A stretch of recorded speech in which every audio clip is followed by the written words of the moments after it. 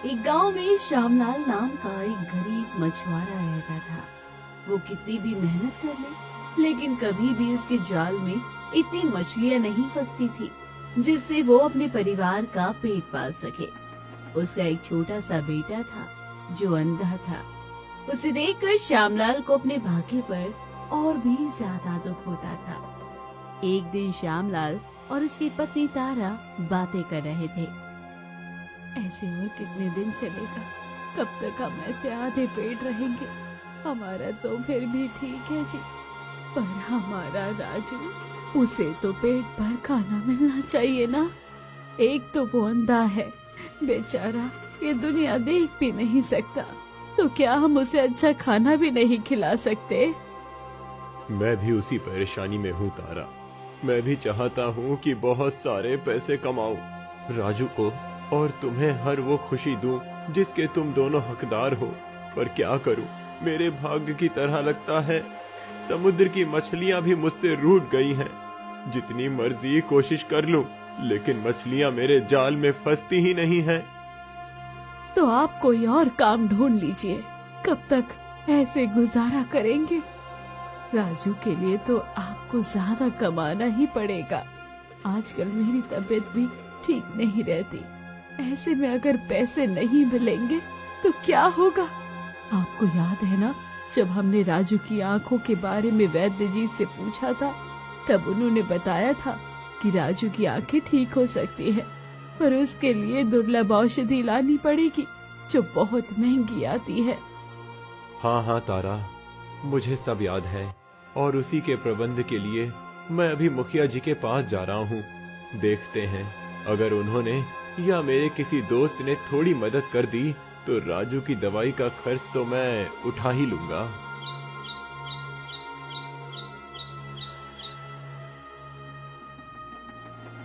तारा को समझाकर श्यामलाल अपने दोस्त पंकज के पास आता है। श्यामलाल को देखकर पंकज समझ जाता है कि वो जरूर पैसों के लिए आया होगा।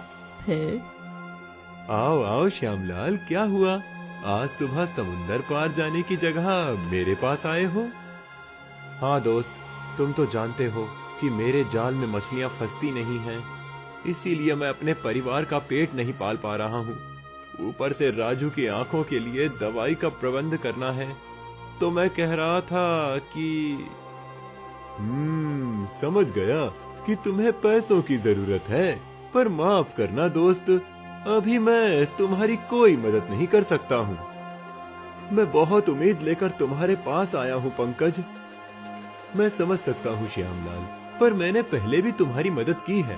मैंने आज तक तुम्हें जितने पैसे दिए हैं उतने ही तुमने अभी तक वापस नहीं लौटाए, और मैं सच कहूँ तो मैं भी अभी तुम्हारी मदद नहीं कर सकता हूँ। श्यामलाल मायूस होकर पंकज के घर से चला जाता है। अब क्या करूं? मुझे तो लगा था कि पंकज थोड़ी मदद कर देगा, लेकिन उसने तो हाथ ऊपर कर दिए। अब तो लगता है कि मुखिया जी के पास जाकर ही कुछ हो सकता है, लेकिन मुखिया जी बहुत लालची है। पैसों के बदले मेरे घर या खेत मांग लेगा, पर अब मेरे पास और कोई चारा भी नहीं है। गांव का मुखिया जयराम बहुत लालची था। गांव वालों के बुरे समय का फायदा उठाकर उनके घर और खेत हड़प लेता था। अब श्यामलाल को मदद करने वाला दूसरा कोई नहीं था, इसलिए वो गांव की मुखिया जयराम के पास आता है और राम राम मुखिया जी। राम राम श्यामलाल, बोलो आज कैसे आना हुआ? वो मुखिया जी, मुझे कुछ पैसों की जरूरत थी। अगर आप कुछ मदद कर दें तो बड़ी मेहरबानी हो जाएगी। हाँ, अरे मैं तो यहाँ सबकी मदद करने के लिए ही बैठा हूँ। बताओ कितने पैसे चाहिए तुम्हें? आपने सही पहचाना मुखिया जी। हाँ, तुम्हें जितने पैसे चाहिए मैं तुम्हें उतने दे दूंगा, बस उसके बदले मुझे तुम्हारा खेत दे दो। क्या? मेरा खेत? लेकिन मुखिया जी, मैं आपको थोड़े थोड़े पैसे देकर सारा उधार चुका दूंगा। उसके लिए खेत की क्या जरूरत है? अरे श्यामलाल, पूरा गांव ये जानता है कि तुम्हारे जाल में मछलियां नहीं फंसती, तुम अपने परिवार को 2 समय की रोटी नहीं दे पाते हो और कह रहे हो कि मेरे पैसे लौटा दोगे। अरे तुम ठहरे एक मछुआरे, तुम्हें वैसे भी उस खेत की क्या जरूरत है? तुम्हारा वो खेत तो बंजर हो चुका है। हाँ मुखिया जी, लेकिन वो खेत मेरी पत्नी को उसके पिताजी ने बहुत प्यार से दिया है। वो उसके पिताजी की आखिरी निशानी है। हम वो खेत नहीं बेच सकते। अब देखो, अगर तुम मुझे अपने उधार के बदले खेत दे दो तो मैं तुम्हें थोड़े पैसे ज्यादा दे दूंगा। श्यामलाल सोचने लगता है। उसे पैसों की बहुत जरूरत थी, लेकिन खेत बेचने के लिए मन नहीं मान रहा था।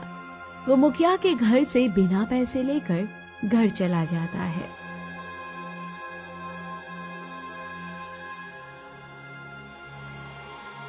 वो देखता है कि उसका बेटा राजू अपनी लाठी के सहारे चलने की कोशिश कर रहा है। उसे राजू को ऐसे लड़खड़ाता हुआ देखकर बहुत दुख होता है। वो जाल उठाकर समुद्र पर जाता है।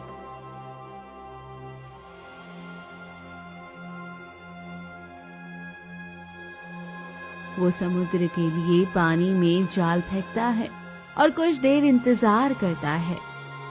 पता नहीं कि आज भी मेरे जाल में मछलियां फंसेंगी या नहीं। अगर नहीं फंसी तो मैं घर के खर्च कैसे उठाऊंगा, राजू के लिए दवाई कैसे खरीदूंगा। समझ नहीं आ रहा है कि कब मेरी किस्मत खुलेगी और मैं अपने परिवार की जरूरतें पूरी कर पाऊंगा। हे ईश्वर, मेरी मदद करें।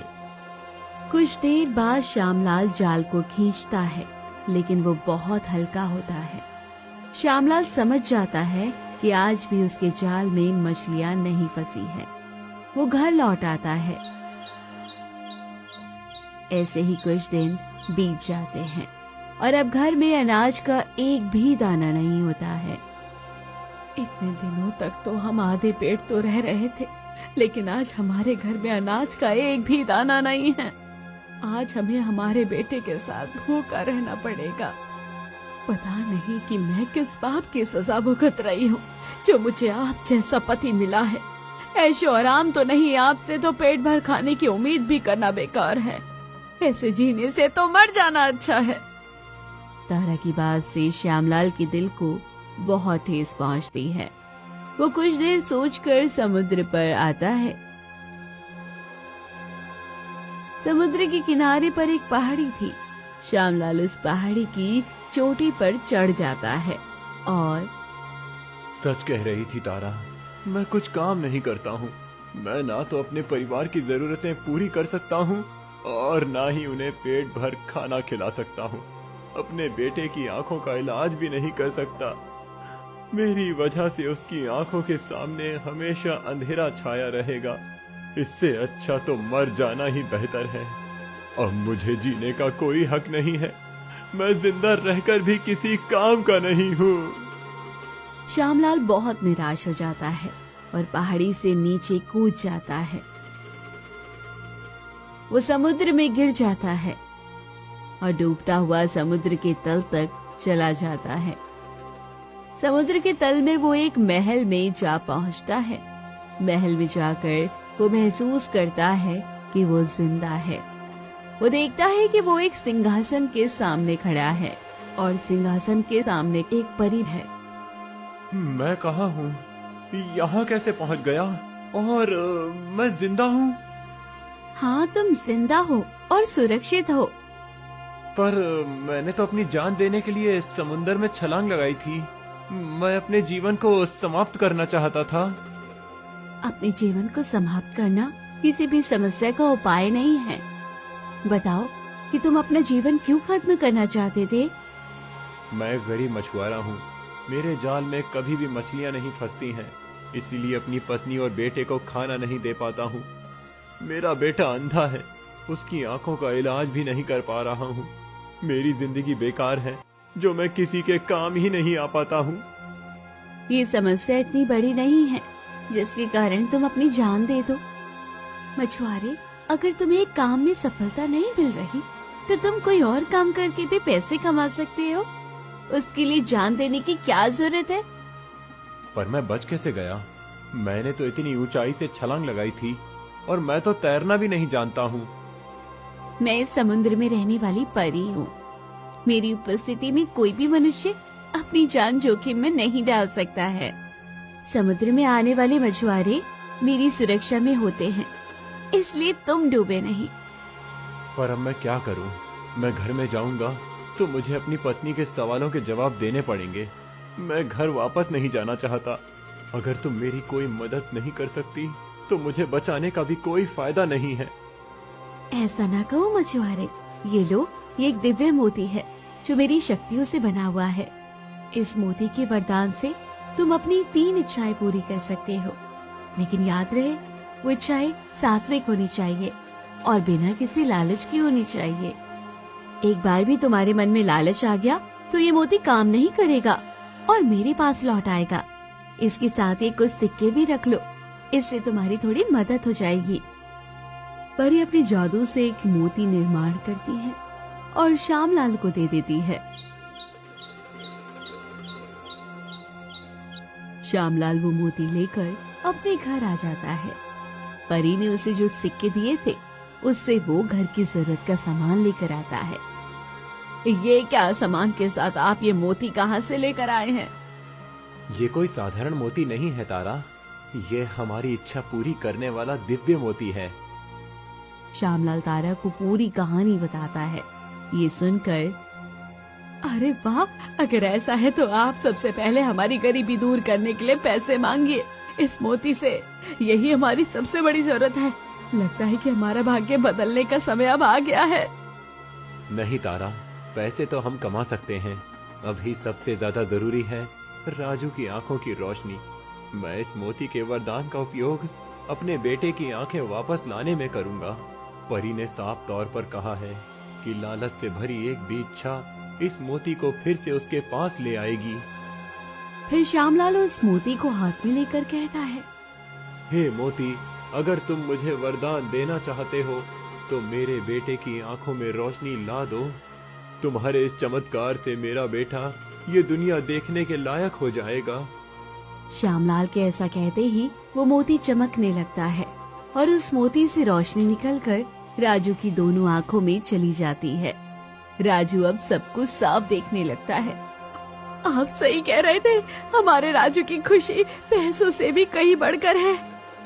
अब राजू देखने लगा था, लेकिन श्यामलाल की किस्मत पैसों के बारे में अब भी उससे रूठी हुई थी। उसे कभी मछली मिलती थी तो कभी नहीं, लेकिन वो राजू के लिए बहुत खुश था। ऐसे ही एक बार गांव में महामारी फैल जाती है। एक के बाद एक लोग बीमार पड़ने लगते हैं। वैद्य जी को उस बीमारी का पता नहीं होता, इसलिए वो किसी पर इलाज नहीं कर पाते। तब पंकज श्यामलाल के पास आता है। श्यामलाल, पूरे गांव में महामारी फैल गई है। मेरी माँ भी बीमार हो गई है। किसी को समझ नहीं आ रहा है कि इस समस्या का क्या उपाय करें। हम मुखिया जी से जाकर मिलते हैं, शायद वो कुछ उपाय कर पाएं। पंकज और श्यामलाल दोनों मुखिया के घर आते हैं। तब उन्हें पता चलता है कि मुखिया जी महामारी से डरकर उसकी चपेट में आने से पहले ही गांव छोड़कर अपनी बहन के घर गए हुए थे। अब क्या करें? मुखिया जी तो नहीं है, जल्दी ही कुछ करना पड़ेगा, नहीं तो गांव में कोई नहीं बचेगा। चलो मेरे साथ, मैं कुछ करता हूँ। तुम्हारे पास कोई उपाय है? हाँ।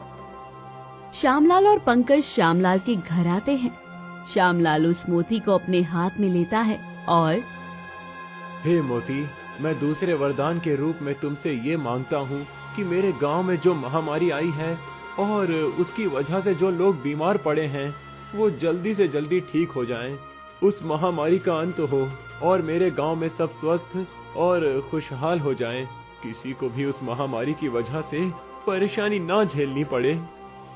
श्यामलाल अपने गांव वालों के प्रति पूरे समर्पण भाव से मोती से ये वरदान मांगता है।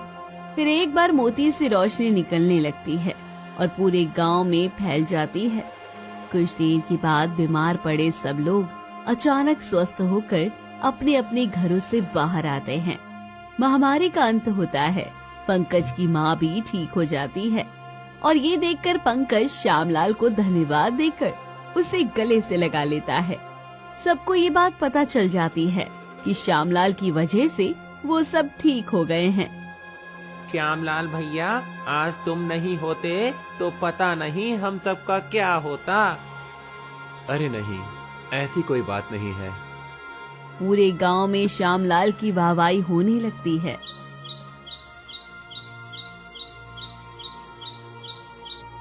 एक दिन गांव का मुखिया गांव में वापस आ जाता है और उसे श्यामलाल के उस दिव्य मोती के बारे में पता चल जाता है।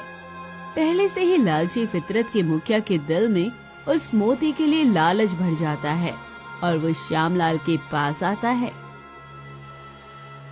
श्यामलाल, उस दिन तुम मेरे पास पैसे मांगने आए थे ना, और मैंने तुम्हारा खेत तुमसे मांगा था। चलो, अब मैं तुम्हें 2 गुने पैसे दे देता हूँ और उसके बदले मुझे खेत भी नहीं चाहिए। मुखिया जी, आपका विचार अचानक कैसे बदल गया? मैंने सोचा कि तुमने गांव वालों की कैसे मदद की है और तुम कितने अच्छे हो, इसीलिए मैंने सोचा कि तुम्हारी भी थोड़ी मदद कर दूं। बस मेरी भी एक मदद कर दो। मैं भला आपकी क्या मदद कर सकता हूँ मुखिया जी? इस वक्त तुम ही हो जो मेरी मदद कर सकते हो। मैं तुम्हें चाहे जितने पैसे दे दूंगा, मुझे बस तुम्हारा वो जादुई मोती दे दो। श्यामलाल समझ जाता है कि मुखिया के मन में लालच भर गया है। क्या? नहीं, मैं वो मोती आपको नहीं दे सकता हूँ मुखिया जी। नहीं दे सकते? पर क्यों? अब तो तुम्हारे बेटे की आंखें भी ठीक हो गई हैं। मैं तुम्हें मुंह मांगे पैसे दे रहा हूँ, तो फिर तुम्हें उस मोती की क्या जरूरत है? नहीं मुखिया जी, मैं आपको वो मोती नहीं दे सकता। आप मुझे उसके कारण मत बताइए। अब आप जा सकते हैं, मुझे आपके पैसे नहीं चाहिए। मुखिया श्यामलाल को गुस्से से देखते हुए चला जाता है। 2-3 दिनों के बाद श्यामलाल गांव से बाहर गया हुआ होता है। जब वो लौटता है तब श्यामलाल भैया, गजब हो गया। उस मुखिया ने राजू और तारा भाभी को उठा लिया है। अरे, ये क्या कह रहे हो तुम? हाँ श्यामलाल, तुम गांव से बाहर थे, तब मुखिया के आदमी आए और राजू और तारा भाभी के हाथ पैर बांधकर उन्हें अपने साथ कहीं ले गए। वो तो हथियार के साथ में थे। जब हम उन्हें रोकने गए तब उन्होंने हम पर भी हमला कर दिया। जरूर उस मुखिया ने दिव्य मोती के लिए ये सब किया है। मैंने उसे मोती देने से मना किया था। पर अब क्या करोगे तुम? मैं अब उस मोती की मदद से ही राजू और तारा को वापस ले आऊंगा और फिर वो मोती परी को लौटा दूंगा। वो मोती मुखिया जैसे लालची के लिए नहीं है, उसे लौटाना ही सही रहेगा। श्यामलाल मोती से प्रार्थना करता है और मोती से रोशनी निकलने लगती है। कुछ ही देर में राजू और तारा श्यामलाल के सामने प्रकट हो जाते हैं। फिर श्यामलाल वो मोती लेकर परी के पास आता है और उसे वो मोती लौटा देता है। परी, मैंने अपने 3 वरदानों का उपयोग कर लिया है। ये मोती किसी लालची के हाथ ना लगे, इसीलिए मैं इसे तुम्हें लौटाने आया हूँ। तुमने इस मोती का उपयोग अपने लालच के लिए नहीं किया और गांव की भलाई के लिए किया, इसलिए मैं तुमसे प्रसन्न हूँ। अब मैं तुम्हें एक वरदान देती हूँ। ऐसा कहकर परी अपने जादू से एक बक्सा प्रकट करती है और श्यामलाल को दे देती है। इसमें बहुत सारा धन और एक जादुई जाल है। तुम जब भी ये जाल समुद्र में फेंकोगे, वो हमेशा मछली से भरा हुआ होगा। तुम इस धन का उपयोग अपने साथ साथ अपने गांव के लिए भी करना, जिससे तुम्हारे गांव वाले भी बेहतर जीवन जी सके। हाँ परी, मैं तुम्हारी बात याद रखूंगा और इस धन के 1 रुपए का भी लालच नहीं करूंगा। श्यामलाल वो बक्सा लेकर घर आता है। अब श्यामलाल का भाग्य बदल जाता है।